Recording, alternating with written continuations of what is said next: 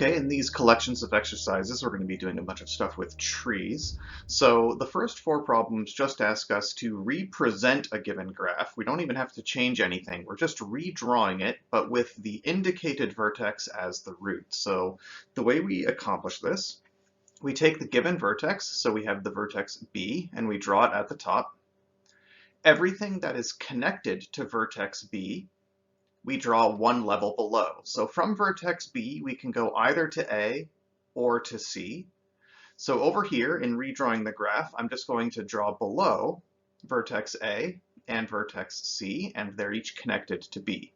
Okay, the only thing we're doing is we're rearranging the vertices with the same connections, but in a vertical arrangement that puts B at the top, because that was what was indicated, and now we just work our way down. Okay, so we can go to A or we can go to C. Then we move down to this next level where we have A and C, and we ask, what are they connected to? Well, A isn't connected to anything other than B, so we're already done there. C, however, is connected to D. So we're going to come back over to this side, and we're going to go one level down and connect C to the vertex D. Now we ask, what is the vertex D connected to? Well, it's connected to C, but we already took care of that. It's also connected to E, F, and G. So I'm going to move one level down, connect D to the vertices E, F, and G. Now we ask, what is E connected to? Only to the vertex D, and we've already taken care of that. What is F connected to? Well, it's connected to D, but we already took care of that, but it's also connected to H. So we're going to connect F one layer down to the vertex H. And the vertex G is only connected to D, which we already took care of. So we have the exact same graph. We have all the same vertices with all of the same edges connecting them. The only difference is we have redrawn the graph with the vertex B as the root, and now we have this hierarchical structure that says, what is B connected to? What are those connected to? What are those connected to? And so forth. So if we're primarily interested with the vertex B being sort of the center of attention and asking how far away is everything from vertex B, this represents things that are 1 unit of distance away, 2 units, 3 units, and 4. So to get from B to A, I can do in 1 step. To get to C in 1 step, they occur here. To get to the vertex D, however, would require going 2 steps, so it's 2 layers down. E, F, and G are all 3 layers down in this presentation, so I can get to E by going 1, 2, 3 edges, or F, 1, 2, 3 edges, or G, 1, 2, 3 edges. And finally, H, down here on the 4th level, requires 1, 2, 3, 4 steps to get to. That's all we're doing. We're drawing the graph again with the given vertex as the root. So let's move on to the next problem, and we'll go faster from here. Okay, here's our graph. So we're going to start by taking the indicated vertex J, putting it at the top. What is it connected to? It's connected to K, but it's also connected to A. Okay, so over on the left, J is connected to K, but it's also connected to A. Now K isn't connected to anything else, so we're done there, but A, I can follow to I, so that's going to be my next layer. So from A, I can go down to the vertex I. From I can go either to B or to F. B doesn't go anywhere else, but F can go to C or H or D. C does not go anywhere else, H does not go anywhere else, but D connects to the vertices G and to E. So again, we've got exactly the same graph. It has all the same vertices with all of the same edges connecting them, but the vertex J was indicated as our root, and now we have arranged things according to how far away they are from J. 1 step, 2 step, 3, 4, 5. Okay, next. So again, we're just going to start at the top with our vertex, special vertex G. It is connected to F, H, and J. So F, H, and J. F is connected to A, C, and E. Okay, so over here I can go from G to F. We've already taken care of that. F can go to A or to C or to E. So from F, I'll connect it to A, C, and E. H only would take me to I. J will take me, however, to K. All right. From A, I can't go anywhere else. A, having gotten there from F, is a dead end. C, however, can go to B, and E can go to D. So from C, I can go to B. From E, I can go to D.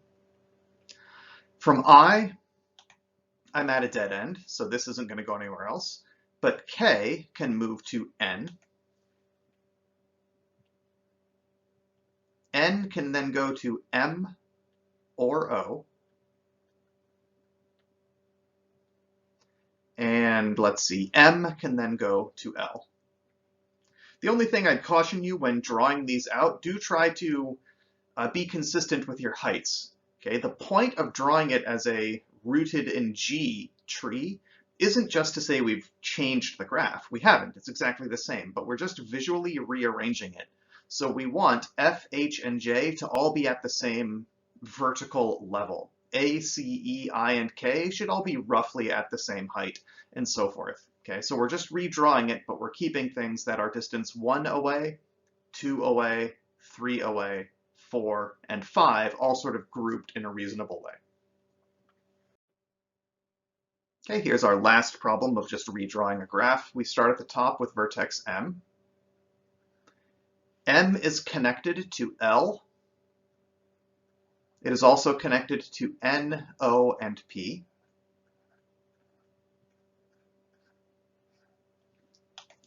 Okay, looking over here, P is a dead end, O is a dead end, N is a dead end. L, however, connects to K.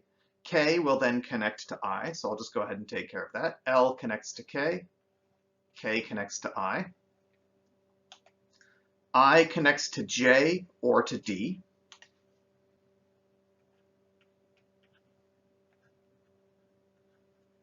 Okay. J was a dead end. D, however, has quite a lot of connections. I can go to A, E, H, C, or F. From D, I can go to A, to E, to H, to C, or to F. A, E, H, C, F, okay?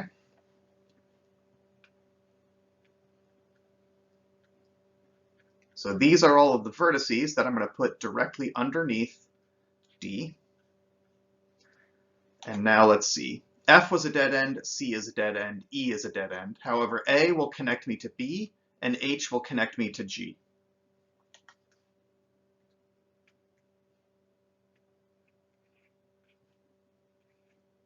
And that's all there is to it. Okay, we're really not doing very much. We're just redrawing these trees rooted at a given vertex.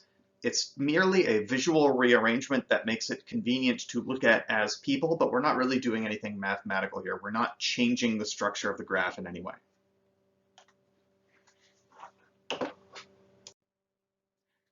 Now the point is to construct a minimal spanning tree. As long as the edge weights are all different from one another, there will be a unique solution. And in all of the examples in this collection of exercises, all of the edge weights are distinct. I mean, if you look here, 5, 10, 2, 14, 12, there's no repeated numbers. So there's going to be a unique correct answer. We're going to find it with Prim's algorithm. The only element of choice is where do you start? And at the end of the day, it won't matter. Okay. So I'm just going to start by picking a vertex, and I'm just going to pick this vertex right here. So to construct my subgraph, I'm adding this vertex. Now, from all of the vertices that I have added, I ask, what edge can I take that will get me somewhere new? Well, this edge will take me to a new vertex, so will this, and so will this. So I have 3 options. And then I say, what's the cheapest way I can do it? This is going to be a greedy algorithm. At every step, we do the lowest cost thing we can.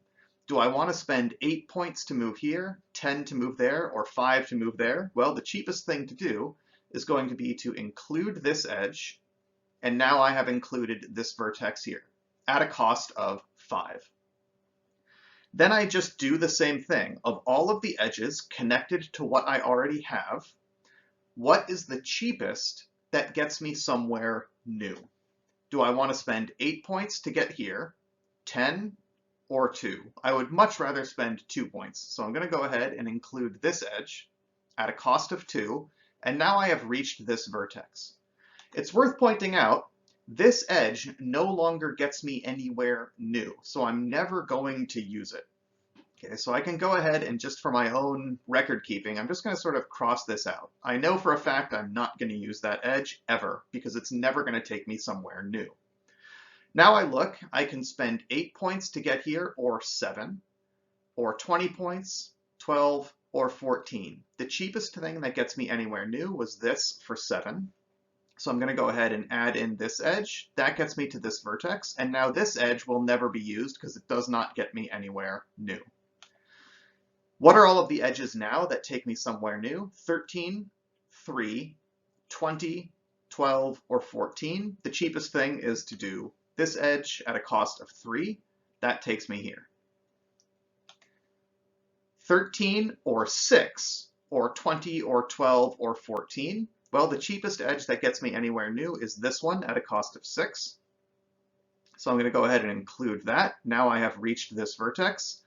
Now this edge here will never be used because it does not get me anything new. So I'm never going to use that. Okay, next I can, also this edge here will never be used because it's not getting me anywhere new. Do I want to spend 14 points or 12 points? Well, I'd rather spend 12. That gets me to this vertex. Now, would I rather spend 14 points or 9? I'd rather spend 9. That gets me here. I've now reached my last vertex. I'm not going to need to use this edge. So I'm going to redraw it at the right. Our spanning tree looks like this.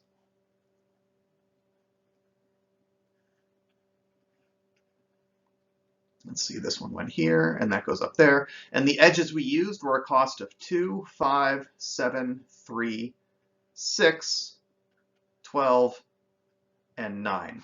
Notice this is not necessarily all of the cheapest edges in the graph. Okay, we did not use an edge of weight 10, and we didn't use an edge of weight 8, even though we did have to use an edge of weight 12. Okay, so it's not necessarily just the cheapest edges in the graph. But what you do at every stage is take the cheapest edge that gets you somewhere new. All right, next example. All right, same idea. To construct a minimal spanning tree, we pick any vertex we want as a starting place, and why not? I'm feeling adventurous. We're going to jump right in the middle to this, what looks like kind of a central node. Now we just play this game. Of all of the vertices I have included, look at all of the edges that can take you somewhere new and pick the cheapest one. 15, 7, 20, 3, 9, 10, 24, or 5. All right, I'm going to go ahead and spend 3 points to take care of that. All right, that's a dead end, so it doesn't add any new edges for consideration. So 20, 7, 15, 5, 24, 10, or 9. Let's spend 5 and get there. Sometimes students will now ask, hey, I know the only way to get to this vertex is to spend 9 and do that. That's true. Eventually we're going to add this, but I'm trying to not think. I am executing an algorithm that just requires me to follow a list of instructions, and I'm doing that very strictly. Of all of the edges connected to the vertices I have that take me to a new vertex, take the cheapest one. Don't do anything else. Okay.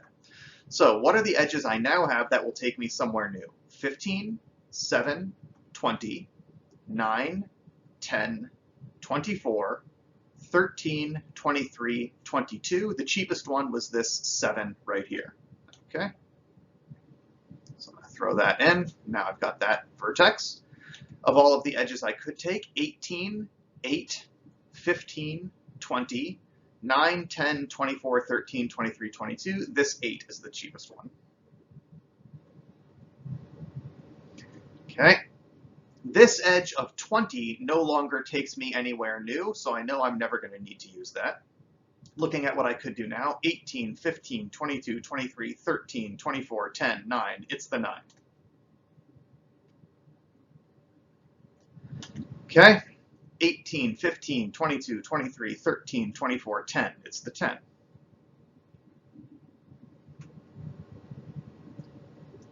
Okay. 18, 15, 22, 23, 13, 24, it's the 13. at which point this edge with 24 will not take me anywhere new. I'm never going to use it. All right, 18, 15, 22, 23, 14. It's the 14. Edges that take me somewhere new. 18, 15, 22, 23. The cheapest one is this one labeled 15. So add that.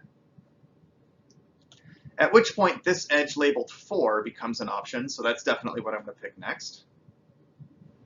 The edge labeled 23 no longer gets me anywhere new. The edge labeled 22 isn't getting me anywhere new.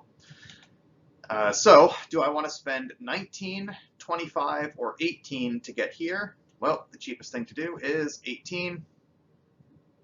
And I'm not going to use this edge, and we're not going to use this edge. So there is the minimal spanning tree for this graph.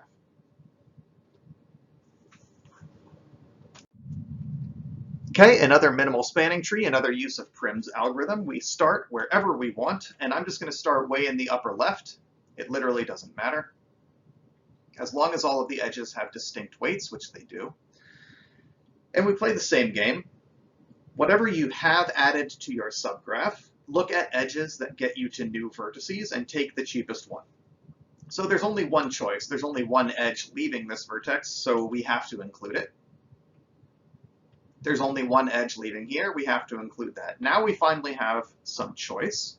Do I want to spend 3 or 18 or 7? All of these edges get me somewhere new. Let's go ahead and spend 3. Now I can spend 17, 18, or 7, so let's spend 7. Now I can spend 17, 18, or 9, so we'll go ahead and spend 9. 17, 18, 2, or 10, we'll go ahead and spend 2. At this point, the edge labeled 18 is not a new connection. It does not get me to a new vertex. And that means I never have to worry about considering it again. I'm just going to cross it out because it will never be used. Okay. So now do I want to spend 17, 41, 13, or 10? Let's go ahead and spend 10. Now do I want to spend 17, 41, 13, or 11? We'll spend 11.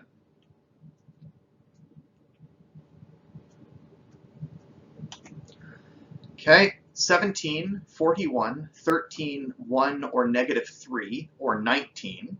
Out of all of the options, -3 is the smallest value, so we'll use that. 17, 41, 13, 12, 1, or 19, 1 is the smallest option.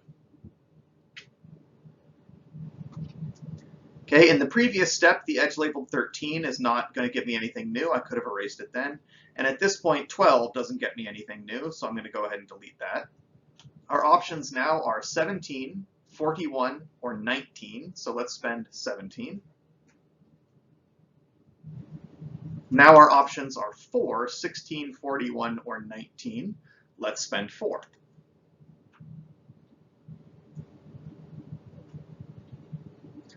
Now our options are 41, 16, 20, or 19. 16 is the cheapest option. Now the edge labeled 41 doesn't gain me any new connections. I don't have to worry about it. 20, -6, or 19. Well, -6 is the lowest option there. Now the edge labeled 20 is redundant. It doesn't gain me a new connection. I now have two options, spend 5 or 19. Well, let's spend 5. The edge labeled 19 doesn't gain me any new connections, and we have a spanning tree, and it is the minimal spanning tree.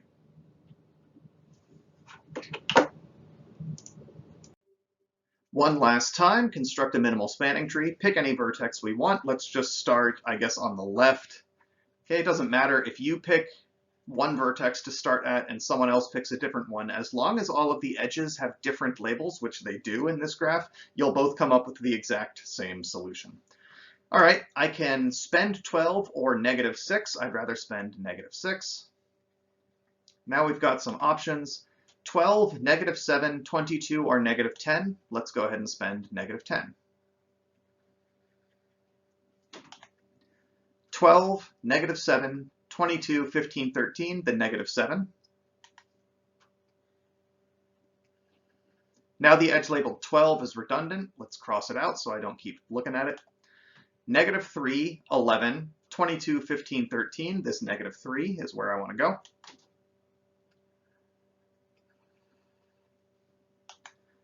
Eight, 4, 11, 22, 15, 13. 4. 4 is the winner. The edge labeled 11 is now redundant. Okay. 8, 26, 3, 22, 15, 13. The edge labeled 3 wins out. Add that in. Let's see. 8, 26, 1, negative 9, 20, 22, 15, 13. Negative 9.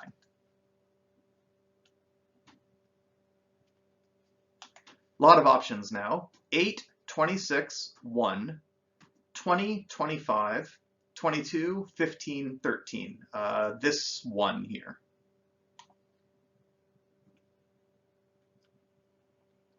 All right. Lots and lots of options. 8, 26, 10, negative 4, 20, 25, 22, 15, 13. Negative 4 is the way to go. Okay, and similar to something I mentioned earlier, a lot of students would be, well, I have to get this somehow, and it's going to either be with 8, 26, or 10. So we know we're going to eventually add this edge with an 8. But at this particular stage, all I was doing was saying, what's the cheapest edge that gets me somewhere new? Don't try to think, just execute algorithm. And the cheapest edge was this one with negative 4. Okay, so now let's go again. What are the edges that get me somewhere new? 8, 26, 10, 9, 20, 25, 22, 15, 13. Well, now 8 is the cheapest option, so let's go ahead and take it. Now, as soon as we add that in, this edge labeled 26 doesn't get me anywhere new, so we don't need to consider it. And the edge labeled 10 doesn't get me anywhere new, so we don't need to consider it. Okay, what does get me somewhere new? 9, 20, 25, 22, 15, 13. So the cheapest option was this 9 right here. 9, there it is. All right, now our options are 22, 20, 15, 13, 25, 18. So the 13 finally gets its day. 22, 15, 20, 25, 19, 17, 18. The 15 seems to be the best option. Seems to be because it is. Okay, the 19 is now redundant. The 25 is now redundant. And this gives us the option of picking a negative edge. So 22, minus 1, 20, 17, 18. The negative 1 is the way to go, which makes the 22 redundant and also makes the 20 redundant. 17 or 18, well, it was close, but let's go with 17, which makes the 18 redundant. And there is our minimal spanning tree.